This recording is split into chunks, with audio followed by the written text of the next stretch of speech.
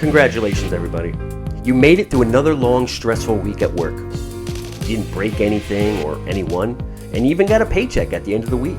And as an added bonus, you didn't go completely blind from staring at the solar eclipse last Monday. But staring at your paycheck? That'll do you no wonders, Stevie. Because you know what you're worth, and you're looking at your check and see this big chunk taken out. It's like 22% combined state and federal taxes if you're in New York. You're just like, what the hell, man? Welcome to Big Brain Soup. I'm your host, Jay Mad, and tax season is upon us. So I want to start this episode off by spilling a little tea. And not gossiping like who's fucking around at work. Even though we all know Barron who's fucking around at work. And get off the table, man. What are you doing? They're like 20 years apart. I don't even know how that is. Whatever. I'm just going to mind my business. I'm talking about tea like the Boston Tea Party in 1773 when Americans dumped a shit ton of British tea into the Boston Harbor over taxes, or taxation without representation.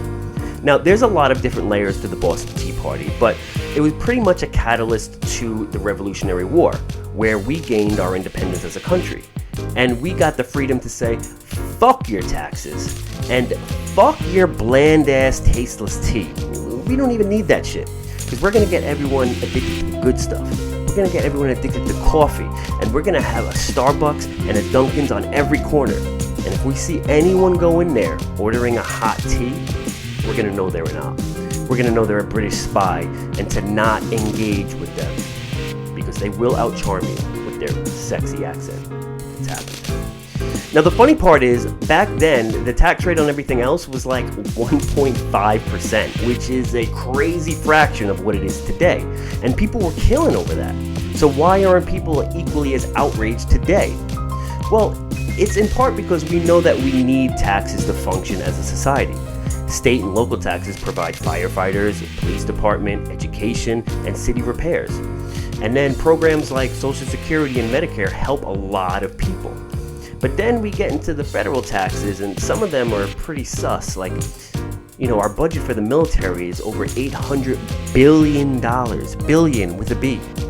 And who pays for that? We do. And where does it go? We don't really know, but we know people die overseas from it. We know that they make a lot of money off of that.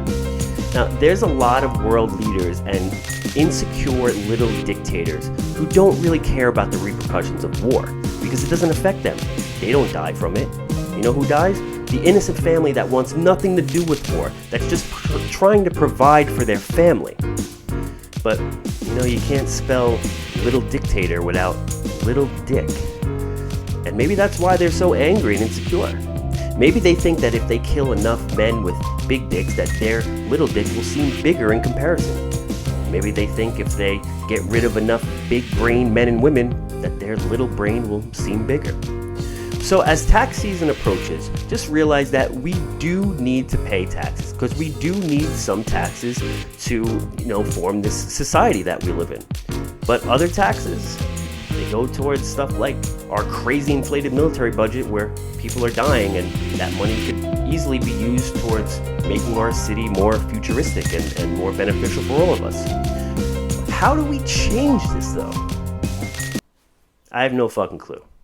I'm going to go to Dunkin' Donuts and get a coffee, and that's about it. So I would suggest to all of you to just, until next time, stay away from little brain people and especially little dick.